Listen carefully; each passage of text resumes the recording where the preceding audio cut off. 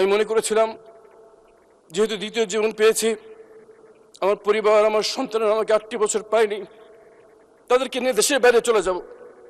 যে দেশ আমাকে অধিকার দিতে পারে না সেই দেশে আমি থাকবো না। কিন্তু যখন 48 নম্বর ওয়ার্ড যুবদল সভাপতি সাজিদুল ইসলাম সুমন ভাইয়ের মেয়ে হাফসা ইসলাম রাইতার চোখের দিকে তাকায়, যে এখনো বাবার জন্য অপেক্ষা করে আছে, তখন যেতে পারি না। মানুষ, আমরা যে কথা বলছি, আমরা যে বিষয়ের সাক্ষী, বেশ কিছু শক্তিশালী অপশক্তির বিরুদ্ধে আমরা সাক্ষী দিচ্ছি, যারা এখনো ক্ষমতাসীন অবস্থায় বিদ্যমান। আমাদের এই সাক্ষী তাদের ভীষণ অসুবিধার কারণ, এবং আমরা যদি কথা বলি তাদের আমাদের জীবনের ঝুঁকি এখনো রয়েছে।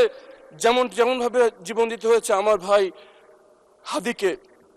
কিন্তু যখন এই সুমন ভাইয়ের মেয়ের চোখের দিকে তাকাই, মনে পড়ে যে আমার মেয়ের কথা। 8টি বছর তারা জিজ্ঞেস করতো বাবা কোথায়, কেউ উত্তর দিতে পারতো না। আজকে এখনো সুমন ভাইয়ের মেয়ে বলে যে আমাকে গুম করে আমার বাবাকে যেখানে রেখেছো সেখানে নিয়ে যাও, আমি আমার বাবাকে জড়িয়ে রাখবো, আর জড়িয়ে ধরে রাখবো, কোনোদিন ছাড়বো না। মোহাম্মদ পারভেজ ভাইয়ের মেয়ে আদিবা ইসলাম রিদি বলে, সবাই বলে ধরে নাও বাবা মারা গেছে, বাবা কি কোনো অঙ্ক যে ধরে নিব বাবা মারা গেছে? মাননীয় স্পিকার, এসব অসংখ্য মেয়ে, মা, স্ত্রীর চাপা চোখের পানি, ক্ষোভ এখনো বিদ্যমান। এই রাষ্ট্র তাদের কোনো জবাব দিতে পারেনি। মাননীয় স্পিকার, আমি এখানে দাঁড়িয়ে গুমের ভুক্তভোগী পরিবারের পক্ষ থেকে 3টি দাবি উত্থাপন করতে চাই। প্রথম দাবি, জবাবদিহিতা। যাদেরকে গুম করা হয়েছে তারা এখনো রাষ্ট্রীয় স্বীকৃতি পায়নি। মাননীয় স্পিকার, এই গুমের ভুক্তভোগীদের রাষ্ট্রীয় স্বীকৃতি প্রয়োজন। যারা গুমের সাথে জড়িত তাদের অনেকেই এখনো গুরুত্বপূর্ণ দায়িত্বে বিদ্যমান। অনেকে আইনের আওতায় বাইরে দাঁড়িয়ে দেশের ভিতরে অস্থিতি সৃষ্টি করার চেষ্টা করছে। এদেরকে বিচারের আওতায় আনতে হবে। সর্বশেষ, এই বিচার যেন স্বচ্ছ হয়, ফ্যাসিস্ট আমলে লোক দেখানো একটি নাটক যাতে না হয়। এই 3 নিয়ে আমাদের প্রথম দাবি জবাবদিহিতা।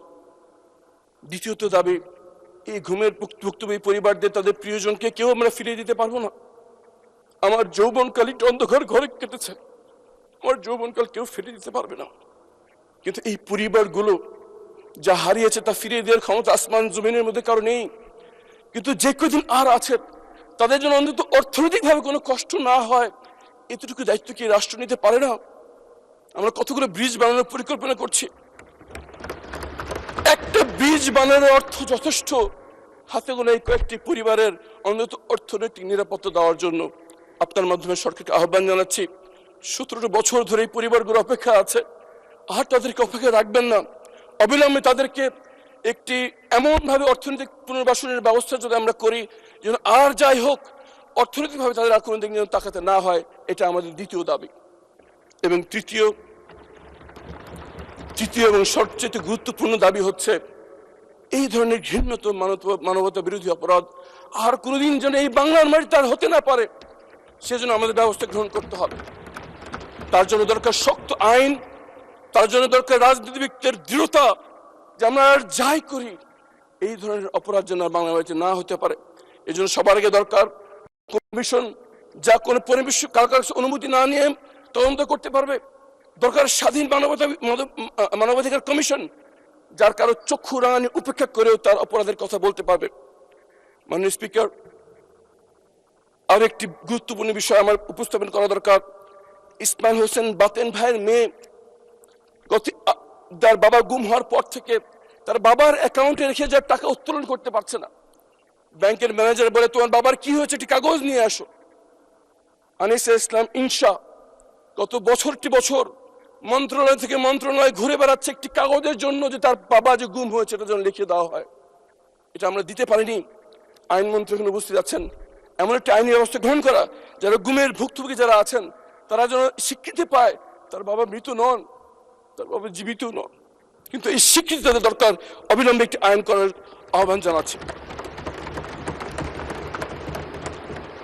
মাননীয় স্পিকার, আল্লাহ আমাকে দ্বিতীয় জীবন দিয়েছেন, কিন্তু ঢাকা 14 আসনের জনগণ আমাকে এখানে দাঁড়িয়ে কথা বলার সুযোগ করে দিয়েছেন। তাদের জন্য কিছু কথা বলতে চাই। ঢাকা 14 আসনের সবচেয়ে নিগৃহীত জনপদের নাম হচ্ছে কাউন্দিয়া, যেটি জলবদ্ধ একটি ইউনিয়ন, যেখানে কোনো সড়ক যোগাযোগ নেই। 54 বছরে ঢাকার বাংলাদেশের অনেক প্রত্যন্ত অঞ্চলে ব্রিজ হয়ে গেলেও এই কাউন্দিয়া এখন পর্যন্ত সড়ক যোগাযোগ হয়নি একটি ব্রিজের অভাবে। মাননীয় প্রধানমন্ত্রী নির্বাচনী প্রচারণার সময় ওয়াদা করে এসেছেন যেখানে একটি ব্রিজ নির্মাণ করবেন। আমি দাবি জানাচ্ছি আগামী 6 মাসের মধ্যে ব্রিজের নির্মাণ যেন শুরু হয় ইনশাআল্লাহ। মিরপুরে একটি অন্যতম ধর্মীয় কেন্দ্রের নাম হচ্ছে শাহ আলী মাজার। কিন্তু দুঃখের সাথে বলতে হয় এই মাজারে অনেক অবৈধ অশ্লীল কাজ চলছে। মাজারের সম্পত্তি নিয়ে ব্যাপক দুর্নীতি হচ্ছে। মাননীয় ধর্মমন্ত্রী এখানে উপস্থিত আছেন, আমি ওনার সহযোগিতা কামনা করছি। আমরা যেন এই মাজারকে ধর্মীয় গাম্ভীর্য রেখে স্বচ্ছতার সাথে দিনী কাজের জন্য আমরা নিজেকে নিয়োজিত করতে পারি, এই জন্য মাননীয় ধর্মমন্ত্রীর পরিপূর্ণ সহযোগিতা কামনা করছি। মাননীয় স্পিকার, আমাদের এই একটি দূতাবাসের একটি প্রোগ্রামে কয়েকজন সংসদ সদস্য নিয়ে আমি গেলাম।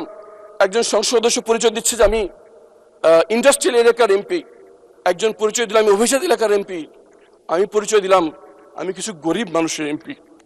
কিছু খেতে খাওয়া মানুষ যারা রোদে পুড়ে বৃষ্টিতে ভিজে আমাকে এই সংসদে পাঠিয়েছে এই আশায় যে একটি পরিবর্তন আসবে, তাদের ভাগ্যের পরিবর্তন ঘটবে।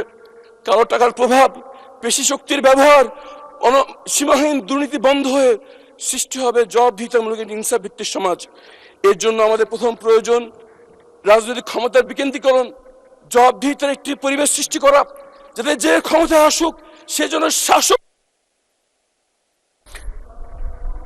মাননীয় সদস্য, আপনাকে আরো 2 মিনিট দেওয়া হলো, বলেন। ধন্যবাদ মাননীয় স্পিকার। আমার এই গরিব মানুষগুলো রোদে পুড়ে বৃষ্টিতে ভিজে মাত্র কয়েকটা টাকা ইনকাম করে, সেখান থেকেও তাদেরকে চাঁদা গুনতে হয় মাননীয় স্পিকার। এই চাঁদাবাজি হাতে গোনা কয়েকটা লোক লক্ষ লক্ষ মানুষকে জিম্মি করে রেখেছে, কারণ এই চাঁদাবাজদের পিছনে রয়েছে রাজনৈতিক শক্তি। আজকে এই মহান সংসদে দাঁড়িয়ে আহ্বান জানাচ্ছি, আমাদের কি আর কিছু পাওয়া আছে জীবনে? আমরা একজন মাননীয় সংসদ সদস্য, আমরা কেন এরকম চাঁদাবাজদের আশ্রয় প্রশ্রয় দান করব?